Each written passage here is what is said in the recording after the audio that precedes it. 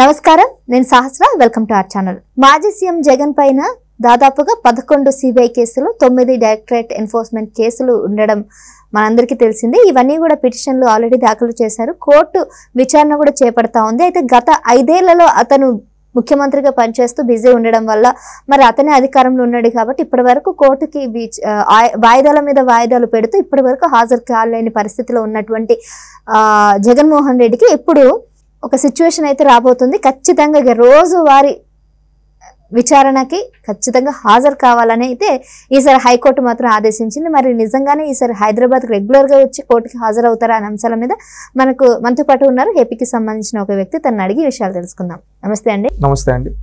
ఇన్ని రోజులు ముఖ్యమంత్రిగా ఉన్నారు కాబట్టి తను ఏం చేసినా నడిచింది, ఇప్పటి వరకు హాజరు కాలేదు, అలా గడిచిపోయింది.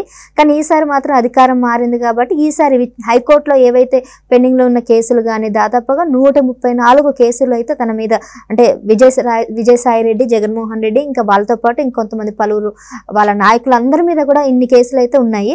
సో వీటన్నిటికి కూడా రెగ్యులర్గా విచారణ చేపట్టాలని హైకోర్టు అయితే ఆదేశించింది. రెగ్యులర్గా హైదరాబాద్ వచ్చి హాజరు కావాలని అంటుంది. మరి ఇప్పుడు ఆయన ఏపీ నుంచి హైదరాబాద్ వచ్చి ఇక్కడే ఉంటాడా? ఎట్లా ఉంటుంది పరిస్థితి? మరి ఇప్పుడు మీరు అడుగుతూ ఉన్నారు జగన్మోహన్ రెడ్డి గారు కేసుల నుంచి ఇన్ని రోజులు తప్పించుకున్నాడు. నిజమే, ఎందుకంటే ఆయన పైన 2014 నుంచి ఆయన జైలుకి వెళ్ళడం జరిగింది. అప్పటి నుంచి అంతకు ముందుగా 2009 అప్పటి నుంచి విచారణ స్టార్ట్ అయితే 2011కి విచారణ అంతా సిబిఐ వాళ్ళు అరెస్ట్ చేయడం జరిగింది. 16 నెలలు జైల్లో ఉన్నాడు. 43,000 కోట్ల పైన జప్తు చేయడం జరిగింది. అదేవిధంగా దీనిపైన ఆయన ప్రతి శుక్రవారం కోర్టుకు అటెండ్ అయ్యేవాడు. కొన్ని సందర్భాల్లో డిశ్చార్జ్ పిటిషన్లు వేసుకొని నేను రాలేను అని చెప్పి కుంటి సాకులు చెప్పేవాడు. ఎవరు? జగన్మోహన్ రెడ్డి గారు. ఈ విధంగా చెప్పుకుంటూ దాదాపుగా 12 ఏళ్ల పైన గడిపేశాడు. 13 ఏళ్ల పైన గడిపేశాడు వ్యవస్థలను మేనేజ్ చేసుకుంటూ జగన్మోహన్ రెడ్డి. 2019 నుంచి 24 వరకు అయితే ఆయన ఒక ముఖ్యమంత్రి పదవిలో ఉండి ఒక్కరోజు కూడా కోర్టుకు వెళ్లకుండా ప్రతిరోజు ఏదో ఒక పిటిషన్ వేసుకొని ఈ విధంగా తప్పించుకున్నాడు. దొంగ ఎవరు? ఈ జగన్ దొంగ, మొద్దు దొంగ. ఇతను తప్పించుకుంటూ ఉన్నాడు. ఇప్పుడు ఏమైందంటే అధికారం పోయింది. అధికారం పోవడమే కాదు, ప్రతిపక్ష హోదా కూడా పోయింది. ఇప్పుడు అతను ఒక సాధారణ ఎమ్మెల్యే. ఇప్పుడు ఏం చెప్పేది అనుకుండదు. మీరు గతంలో చూస్తే జగన్మోహన్ రెడ్డి గారు ప్రతిపక్ష నాయకుడు హోదా కావాలని లెటర్ రాశాడు, మీకు తెలుసా? అది కూడా ఏంటంటే దీనికోసమే రాసింది. దీని నుంచి అది ఎందుకంటే దీని నుంచి తప్పించుకోవడం కోసం. ఇప్పుడు ఇంకొకటి మీరు బాగా గమనించండి, జగన్మోహన్ రెడ్డి గారి పైన కేసులు ఉన్నాయి. ఇప్పుడు ఆయన అసెంబ్లీకి వచ్చే సమయం కూడా ఉండదు. ఎందుకంటే ఆయన్ని రోజు దీనికి లాగుతూ ఉంటారు.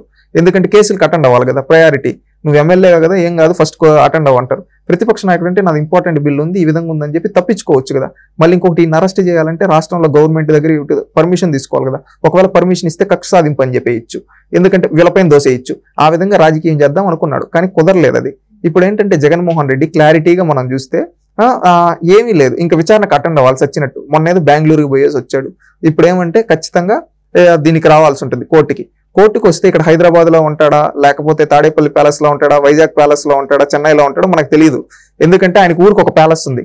ఖచ్చితంగా ఒకవేళ ఇంకొకటి ఏంటంటే ఎనీ టైం అరెస్ట్ చేయొచ్చు. ఎందుకు అరెస్ట్ చేయొచ్చు అంటున్నామంటే అండి, రోజు విచారణ అంటే అతను ఏమంటాడు, నేను రోజు వచ్చిపోవాలంటే నాకు కష్టం కదా అంటే, సరేలే జైల్లోనే నీకు ఒక సెల్ ఇస్తాము, ఇక్కడుండి నువ్వు మా వాళ్ళు వచ్చి రోజు విచారణ, నువ్వు ఇక్కడి నుంచి జైల్లో నుంచి ఇటు వచ్చి విచారణకి సహకరించే సెల్ అని కూర్చోబెట్టచ్చు. గతంలో జయలలిత గారిని అదే విధంగా చేశారు కర్ణాటకలో. ఇప్పుడు నాకు తెలిసి రేపు భవిష్యత్తులో జగన్మోహన్ రెడ్డి కూడా ఆ విధంగా జరిగిన ఆశ్చర్యపోవడం అవసరం. జరిగే అవకాశాలు అంటే జైల్లోనే సెల్ అంతా కూడా అక్కడ షిఫ్ట్ అయ్యి అక్కడే విచారించేది ఉంటుంది. ఎందుకంటే ఈయన పైన చాలా పెండింగ్ ఉన్నాయి కదా. ఇప్పుడు న్యాయ వ్యవస్థలు ఇన్ని కేసులు అంటే ఇన్ని రోజులు పెండింగ్ ఉన్నాయంటే నేరస్తుడు తప్పించుకునేయచ్చు. ఇంకేం చేయాలి? రెగ్యులర్ గా అతన్ని విచారించి శిక్ష తీర్పు ఇవ్వాలి.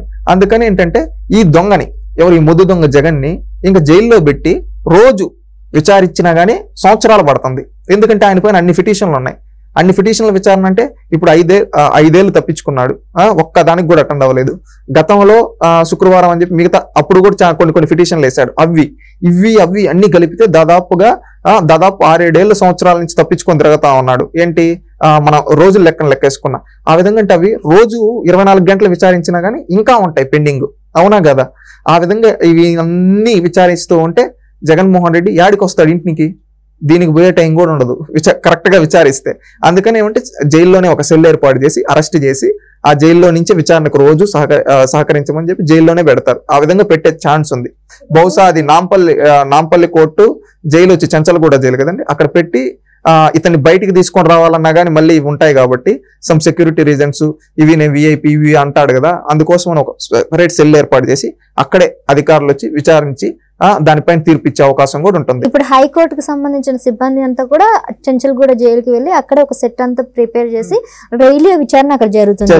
ఇప్పుడు ఈ తీర్పు 134 కేసులు అంటే దాదాపుగా ఒక్కొక్క కేసుకి తీర్పు ఎప్పటి వరకు వచ్చే అవకాశం ఉంటుంది? బేస్డ్ ఆన్ ఎవరైతే జడ్జి ఉంటారో ఆ జడ్జిని బట్టి, వాదించే వాళ్ళ బట్టి, CBI lawyer, Jaganmohan Reddy lawyer వాదించే దాన్ని బట్టి, ఈయన చెప్పే సమాధానాల బట్టి ఉంటుంది.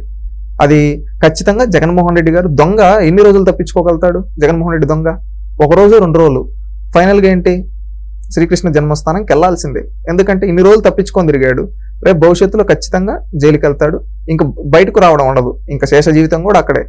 నేనేంటంటే కోరుకునేది ఆ దేవుణ్ణి, జగన్మోహన్ రెడ్డి ప్రత్యర్థి అయినా కానీ కనీసం ఆయన మేలుకొని ఆయన కూతుర్లు పెళ్ళిళ్ళన్నా ఇప్పుడు ముందుగా చేస్తే, కూతుర్లు పెళ్ళిళ్ళన్నా ముందుగా చేసేసాడు అనుకోండి, ఇంకెట్టో వాళ్ళ జీవితాలు వాళ్ళు గడుపుతూ ఉంటారు.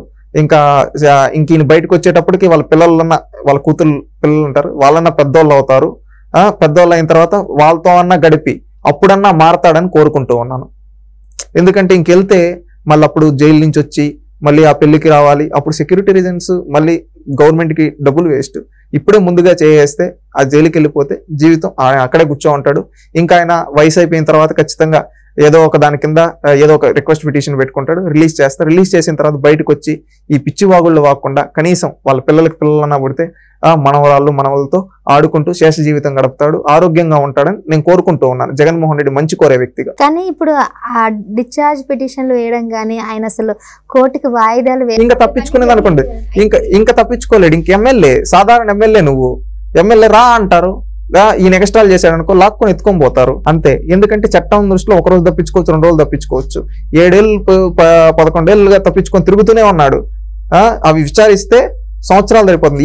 కరెక్ట్ గా విచారిస్తే ఈ 5 ఏళ్ళు జగన్మోహన్ రెడ్డి బయటకు కూడా రాలేడు, ఆ విచారణ నుంచి కూడా బయటికి రాలేడు. అంత విచారించాల్సి ఉంది. ఒకవేళ శిక్ష పడితే ఇంకా జీవితంలో ఎన్నికల్లో పోటీ చేసేదానికి అర్హుడు కాదు, అనర్హుడుగా మిగిలిపోతాడు. పూజకు పనికిరాని పువ్వు అంటారు కదా. 3 సంవత్సరాలు జైలు శిక్ష ఉంటే ఎమ్మెల్యే అంటే రాజకీయాలకి అర్హులు కావాలని అంటారు. ఈయన ఆల్రెడీ జైలు శిక్ష 18 ఏళ్ళు, ఎన్ని రోజులు? 18 నెలలు ఉన్నాడండి రిమాండ్ ఖైదీగా. ఇప్పుడు రేపు శిక్ష పడితే, తీర్పు వచ్చి పడితే అఫిషియల్ గా ఇంకా జీవితం, రాజకీయ జీవితం క్లోజ్ అయిపోయింది. ఫర్ ఎగ్జాంపుల్ శిక్ష పడింది అనుకోండి, ఆ 18 నెలలు ఇంకొక 2 సంవత్సరాలు, 3 సంవత్సరాలు, 2 సంవత్సరాలు పడితే ఇట్లా 2 కలిపి కౌంట్ చేస్తారా, లేకపోతే కంటిన్యూస్ గా 3 సంవత్సరాలు జైలు శిక్ష పడితేనే ఉంటుందా? ఎలా ఉంటుంది ఇంటరు? ఇప్పుడు వరకు రిమాండ్ ఖైదీగా ఆధారాలతో పట్టుబడ్డాడు, ఇంకా పర్ఫెక్ట్ గా తీర్పు అనేది రావాల్సి ఉంది. ఎందుకంటే ఇప్పుడు జగన్మోహన్ రెడ్డి బయట ఉండే వాళ్ళని ఏదైతే ఇన్ఫ్లుయెన్స్ చేస్తాడనే ఉద్దేశంతో అన్రోల్ పడ్డాడు. మళ్ళీ ఈయన ఏవేవో చెప్పి కారణాలు చెప్పి న్యాయ వ్యవస్థలో ఉండే లుసుకులను పెట్టుకొని బయట తిరిగేవాడు.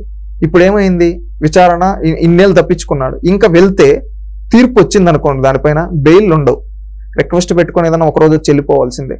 అప్పుడు ఏంటంటే జీవితాంతం ఇంకా జైలే, రాజకీయాలకు ఇంక పనికిరాడు. పూజకు పనికిరాని పువ్వు అంటారు కదా, అలాగ అయిపోతాడు జగన్మోహన్ రెడ్డి. రాజకీయాలకు పనికిరాని జగన్ అయిపోతాడు. ఇంకా వైసీపీ పార్టీకి భూస్థాపితం అయిపోతుంది ఖచ్చితంగా. Thank you.